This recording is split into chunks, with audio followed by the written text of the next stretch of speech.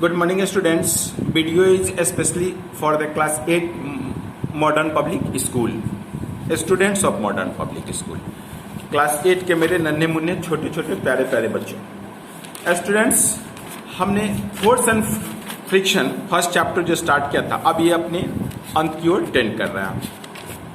पिछले previous 2 classes में हमने friction and its cause study किया. अब इसमें only types of friction and how to minimize friction, what is its uses study करना है. बट आज आपको हम इस चैप्टर से रिलेटेड जो पजल है इसकी थोड़ी चर्चा करते हैं. एक्चुअली क्या है कि आपके प्रत्येक चैप्टर के एंड में एक पजल दिया हुआ है. ये पजल आप निश्चित रूप से बनाना, ये आपके कॉन्सेप्ट के लिए, इस विषय पर आपकी कितनी पकड़ है, एक बहुत ही अच्छा एक ब्रेन वॉश क्वेश्चन हम इसे समझते हैं. तो आइए आज हम आपको पजल बनाना सिखाते हैं. वैसे आप 7 में भी बनाए होंगे. और एक बात मैं बता दूं, फिजिक्स केमिस्ट्री बायोलॉजी प्रत्येक चैप्टर के एंड में ये पजल है. प्रत्येक चैप्टर का पजल जरूर बनाना है. देखो अब यहां से हम चलते हैं. अब पजल में 2 तरह की बातें होती हैं. एक है अक्रॉस और डाउन. अक्रॉस का मतलब होता है लेफ्ट टू राइट जाना, और डाउन का मतलब होता है टॉप टू बॉटम आना. पजल बनाना बहुत ही आसान है, बट आपके पास शब्द भंडार होना चाहिए. कहने का मतलब इस चैप्टर रिलेटेड वर्ड जो है उस पर आपकी कमांड होनी चाहिए, और विषय पर भी आपकी पकड़ होनी चाहिए. जैसे देखो, अब हम चलते हैं, स्टार्ट करते हैं. अब सबसे पहले हम डाउन की ओर मान लो आते हैं. लेकिन देखो 2 नंबर जो है क्वेश्चन नंबर 2, ये किसी से कॉमन नहीं है. इसमें कोई कॉमन बॉक्स नहीं है, तो कॉमन बॉक्स के क्वेश्चन नहीं है, तो बहुत ही आसान हो गया. तो इसे स्टार्ट करते हैं. नंबर 2 एक क्रॉस चलते हैं. Unlike charges each other. तो अनलाइक चार्जेज क्या करते हैं? Attract each other. सिंपली सब लोग जानते हैं कि like charge repel each other, unlike charge attract each other. तो अट्रैक्ट ATTRACT. क्या इतने वर्ड इसमें है? ATTRACT. एक्यूरेट इतने ही बॉक्स दिए हुए हैं, है ना. तो यहाँ पे तो एकदम आसान से हम भर देंगे attract, ATTRACT, attract each other. अब आप first dash in an example of non contact force. अब यहाँ से फंसा हुआ आएगा. अब नॉन कॉन्टैक्ट फोर्स तो ग्रेविटेशनल फोर्स भी होंगे, इलेक्ट्रोस्टैटिक फोर्स भी होंगे, मैग्नेटिक फोर्स भी होंगे. तो यहाँ हम कौन सा रखें? तो अब हम यहाँ ऐसा रखेंगे कि जो 1 2 3 4 5 6 7 8 बॉक्सेस में पूरा हो जाते हैं. और सेकंड, उसका जो सेकंड बॉक्स हो, माने सेकंड लेटर जो हो, वो 3rd नंबर क्वेश्चन का पहला लेटर बनता हो. 4 नंबर क्वेश्चन का जो आंसर हो उसका दूसरा लेटर बनता हो. तो अब इस तरह करके हम देखते हैं. ग्रेविटेशनल फोर्स तो ऐसा भी खत्म हो जा रहा है, क्योंकि ग्रेविटेशन में जितने वर्ड हैं उतने बॉक्सेज है नहीं, तो ग्रेविटेशन खत्म करो. अब इलेक्ट्रोस्टैटिक भी खत्म हो रहा है. ELECTROS बहुत खत्म हो रहा है. तो तीसरा हमारे पास एकमात्र ऑप्शन बच गया मैग्नेटिक फोर्स. तो चलो यहाँ मैग्नेटिक लिखते हैं. गलत होगा फिर सोचा जाएगा, बट हो गया नहीं. मैग्नेटिक तो हो गया, मैग्नेटिक लिख दिए. अब जरा देखिए हम सही है गलत. तीसरा का पहला ए वर्ड ए होना चाहिए. तो आइए अब 3 नंबर. Gravitational force is always an dash force. तो इसकी चर्चा मैंने कितनी बार किया कि देखो gravitational force, electrostatic force, magnetic force, all 3 forces are action at a distance forces. But खासियत क्या है कि gravitational force always attractive in nature, while electrostatic force and magnetic force में बी अट्रैक्टिव और रिपल्सिव. तो जो है निश्चित रूप से यहाँ पे अट्रैक्टिव हो. तो अब देखिए क्या अट्रैक्टिव के लिए शब्द है. देखो कभी कभी बॉक्स इतना बड़ा होगा जिसमें सिर्फ अट्रैक्ट से भी काम चल जाए. तो ये आपको बॉक्स के अकॉर्डिंग भी आपको अपना ब्रेन यूज करना है. इसलिए ये ब्रेन शार्प करने का क्वेश्चन है, इसको बनाना जरूर चाहिए. तो अट्रैक्टिव ATTRACTIVE एक्यूरेट है. तो चलिए भैया जल्दी मार दीजिए अट्रैक्टिव. चलो भाई ओके. अब आइए, अब हमारे पास पहला दूसरा तीसरा फर्स्ट सेकंड थर्ड बन गया. अब आइए 4th का जो आंसर होना चाहिए उसका सेकंड लेटर क्या होना चाहिए? ई होना चाहिए, है ना. तो 4th का सेकंड लेटर देखो, लाइक चार्जेस. अब एक 4 चाहिए, लाइक चार्जेज ईच अदर. तो like charges repel each other, unlike charges attract each other. तो like charges repel each other. तो अब आइए 4 का रिपेल हो रहा है. हाँ, REPEL एक्यूरेट है, सही है. रिपेल ही यहाँ पे. अब आप 4 नंबर हो गए। अब इसी से 7 का लेकिन थर्ड लेटर जो होना चाहिए वो आई होना चाहिए। तो पहले 7 पढ़े, प्रयास करो। This force oppose the motion between two surface. तो अपोजिंग फोर्स मतलब फ्रिक्शनल फोर्स, बहुत अच्छा पढ़े। तो यहाँ पे फ्रिक्शन क्या आएगा या फ्रिक्शनल फोर्स आएगा, ये देखना होगा। तो अगर मान लो फ्रिक्शन लिखते हैं FRI, एक्यूरेट सही है, तीसरा तो हो गया। तो FRICTION फ्रिक्शन, फ्रिक्शन ही होगा, फ्रिक्शनल फोर्स नहीं होगा। तो आ जाइए, आपका हो गया कौन, फ्रिक्शन, फ्रिक्शन हो गया।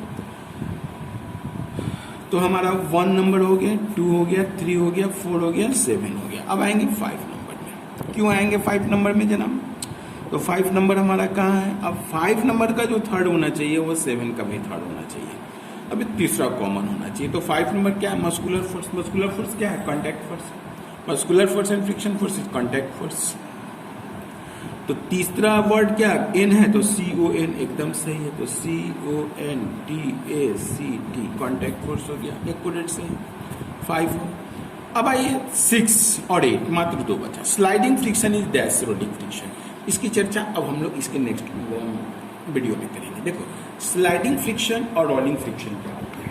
जैसे मान लो ये ऑब्जेक्ट, इस सरफेस पे इस ऑब्जेक्ट को अगर हम मूव कराएं तो ये कैसे जा रहा है? स्लाइड करते हुए जा रहा है, खिसकते हुए जा रहा है। तो इस समय इन दोनों के बीच जो फ्रिक्शन होगा इसको हम लोग स्लाइडिंग फ्रिक्शन कहते हैं। और अगर इस पेंसिल को हम रोल करा दें तो इस समय ये यहाँ भी फ्रिक्शनल फोर्स लेगा। अगर फ्रिक्शनल फोर्स नहीं लेगा तो फिर ये तो डेस्क में मोशन करेगा ही नहीं। तो यहाँ जो फ्रिक्शनल फोर्स है ना, ये आपको कौन सा फ्रिक्शनल फोर्स है? रोलिंग फ्रिक्शन है। ऑब्वियसली हम लोग जानते हैं रोलिंग फ्रिक्शन क्या होता है, कम होता है, स्मॉलर होता है किसके कंपेयर में? Sliding friction. यही कारण है किसी भी चीज को रोल कराना आसान है ना। अगर सपोज करो, अगर हमारी जो कार है, अगर कार में व्हील नहीं हो, जिसको हम लोग कॉमन भाषा में चक्का कहते हैं, अगर व्हील्स नहीं हो तो क्या होगा? कार स्लाइड करेगी, क्या स्लाइड कर पाएगी? और इतना फराटेदार चल पाएगी? नहीं चलेगी, चाहे वो मर्सिडीज हो या कोई भी कार। तो उसको रोलिंग फ्रिक्शन पे वर्क करता है। तो जाहिर है रोलिंग फ्रिक्शन जो है छोटा होता है, बट यहाँ पे sliding friction is than rolling friction. तो sliding friction is more than rolling friction होगा। तो क्या मोर पे आंसर आ रहा है? नहीं आ रहा है। MORE, मोर, मोर पे नहीं आ रहा है। तो मोर पे नहीं आ रहा है तो इसी से रिलेटेड कोई दूसरा टर्म देखा जाए तो sliding friction is larger, ER तो जरूर लगाएंगे, देन है तो ER होगा, है ना। कौन सी डिग्री होती है? कॉम्परेटिव डिग्री, नहीं कॉम्परेटिव डिग्री।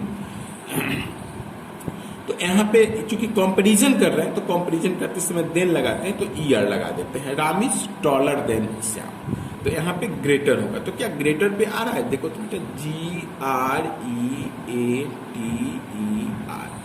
अब आपके पास सबसे बड़ा है कि 8 का जो होना चाहिए, 8 नंबर का आंसर 1 2 3 4 5 6 7 8 9 10 वर्ड्स के होने चाहिए। और उसका सेकेंड लास्ट जो लेटर होना चाहिए वो T होना चाहिए। और यहाँ पे 1 2 3 4 5 6 लेटर जो होना चाहिए क्या होना चाहिए? C होना चाहिए। लेकिन ये बहुत सो इजी है। Substance use to minimize friction, इसको हम लोग लुब्रिकेंट कहते हैं। तो जरा देखो लुब्रिकेंट पर बात बन रही है। LUBRICANT, lubricant, lubricant, LUBRICANT। एक वर्ड और बचाना गया तो क्या होगा? एक मिनट, लुब्रिकेंट। तो लुब्रिकेंट सिंगुलर हो गया, बहुत सारा lubricants, different various types of lubricants होंगे। तो लुब्रिकेंट्स, अगर यहाँ पे ये बॉक्स नहीं रहता तो हम लोग लुब्रिकेंट पर भी काम चला सकते थे, बट सब्सटेंसेस है तो चलो यहाँ पे लुब्रिकेंट्स। वैसे क्या है कि आपके बुक में भी लुब्रिकेंट्स ही लिखा है, तो 8 क्लास के बच्चे हैं इसलिए ज्यादा भारी पजल नहीं है, लुब्रिकेंट्स पे काम चल जाएगा। तो ये हो गया क्या मेरा? लुब्रिकेंट्स। तो इस प्रकार ये पजल खत्म होता है। अब आप देखो कि इस पजल की कितनी खास बात है कि ये पजल से आपको सब कुछ पता चल गया कि व्हाट इज ग्रेविटेशनल फोर्स। तो ग्रेविटेशनल फोर्स ऑलवेज अट्रैक्टिव। अब नॉन कांटेक्ट फोर्स कौन है? तो gravitational force, electrostatic force, magnetic force. अगर तीनों नहीं याद रहते तो यहाँ पे आपको सेट नहीं कर पाते। अनलाइक चार्ज क्या कर पाते हैं? अट्रैक्ट करते हैं, ठीक है। मस्कुलर फोर्स कांटेक्ट फोर्स है। यानी बताने का मेरा मतलब था कि जो भी प्रीवियस में हमने आपको पढ़ा है वो सबके सब सारे कॉन्सेप्ट इसमें क्या होते हैं? पूरे होते हैं। अब आइए, अब हम अपने चैप्टर की ओर आते हैं। अब इस पर ज्यादा समय नहीं देंगे, अब हमें पढ़ना है टाइप्स ऑफ फ्रिक्शन। तो देखो बेटा, फ्रिक्शन, ये मेरे पास कॉपी नहीं है, अगला टाइप्स ऑफ फ्रिक्शन। तो याद रखना, फ्रिक्शन FRICTION, फ्रिक्शन दो प्रकार के, टू टाइप्स ऑफ फ्रिक्शन होते हैं, एक स्टैटिक फ्रिक्शन और दूसरा काइनेटिक फ्रिक्शन। और काइनेटिक फ्रिक्शन भी टू टाइप्स के होते हैं, sliding friction and rolling friction. अब इसकी चर्चा आज मैं बुक का थोड़ा दूर और पढ़ते हैं। कल एक क्लासेस और इसमें है, इसको आप घर से खूब अच्छा से, क्योंकि अब ये भारी चैप्टर नहीं है, अब इसमें advantage and disadvantage and how to minimize the friction, how to increase the friction, mainly ये 4 टॉपिक्स पढ़ने हैं। एडवांटेज ऑफ फ्रिक्शन, फ्रिक्शन के एडवांटेज क्या है, सब लोग जानते हैं कि फ्रिक्शन के क्या फायदे हैं। व्हाट इज डिसएडवांटेज, डिसएडवांटेज कैसे है। तो अगर एडवांटेज कहीं भी है तो कहीं डिसएडवांटेज भी है। तो कहीं पे फ्रिक्शन को बढ़ाने की भी जरूरत पड़ेगी, कहीं फ्रिक्शन को कम करने की भी जरूरत पड़ेगी। तो इतना ही टॉपिक और बाकी है, एडवांटेज एंड डिसएडवांटेज, ये आप खुद से एक बार पढ़ोगे, इसकी चर्चा करेंगे। जो भी थोड़ा टफ टॉपिक है उसको हम लोग बहुत विस्तार से एकदम हल्का बना के करते हैं, और जो आसान टॉपिक है उसको आप खुद भी पढ़ सकते हो, है ना। वो डिसेबल्ड होने की, विकलांग होने की जरूरत नहीं है कि हर एक चीज के लिए सर पे रहे, डिपेंड रहे। अब ये डिसएडवांटेज एंड एडवांटेज है कि फायदा क्या है फ्रिक्शन का, घाटा क्या है, आप पढ़ के बहुत अच्छा समझ सकते हैं। तो अगर एडवांटेज होंगे तो कहीं बढ़ाने की जरूरत होगी, तो हाउ टू इंक्रीज फ्रिक्शन, कहीं अगर मान लो वो फ्रिक्शन प्रॉब्लम करता है तो मिनिमम करने की जरूरत होगी, तो मेथड टू मिनिमाइज फ्रिक्शन। तो यही 4 टॉपिक्स बचे हैं टाइप्स ऑफ फ्रिक्शन के बाद, advantage and disadvantage of friction, how to increase friction, how to decrease friction. तो इसको एक बार आप खुद से पढ़ लेंगे, अगर कोई वर्ड प्रॉब्लम लगे तो फिर से चर्चा की जाएगी, एक बार बुक का स्टडी किया जाएगा। लेकिन इसके बाद अब हमारे पास टॉपिक टर्म्स रिलेटेड जो पढ़ने के लिए है वो वही है, types of friction, static friction, kinetic friction. और स्टैटिक फ्रिक्शन का वो मैक्सिमम वैल्यू जिसके बाद वो काइनेटिक फ्रिक्शन की ओर टेंड करता है, हम उसे लिमिटिंग फ्रिक्शन कहते हैं। तो अब हम अपने चैप्टर में पढ़ेंगे types of friction, static friction and kinetic friction. इसकी चर्चा अगले क्लासेज में होगी। आज इतना ही, बेस्ट ऑफ लक। आप अपने पजल को जरूर बनाएंगे, और केमिस्ट्री फर्स्ट चैप्टर जो पढ़ाई हो रहा हो उसका भी पजल, बायोलॉजी जो फर्स्ट चैप्टर पढ़ाई हो रहा हो उसका भी पजल, ये सारे पजल्स जरूर बनाएंगे। पजल्स आपके ब्रेन को शार्प करते हैं। और इसके बाद एक अगला जो पीरियड होगा कल, उसमें तो हम लोग स्टैटिक फ्रिक्शन, काइनेटिक फ्रिक्शन की चर्चा करेंगे, लेकिन अगले वीक में हम लोग चैप्टर्स बनाएंगे। चैप्टर्स के जो भी क्वेश्चन आंसर है इसको भी देखेंगे। तो आप लोग चैप्टर के जो भी क्वेश्चन आंसर है तो उसका एक्सरसाइज हमने करा दिया है। अब ये 1 सेंटेंस और ब्रीफली और आंसर क्वेश्चन इन डिटेल, इसको आप बना करके इसका आंसर हमें जरूर सेंड करेंगे। Okay, have a nice day.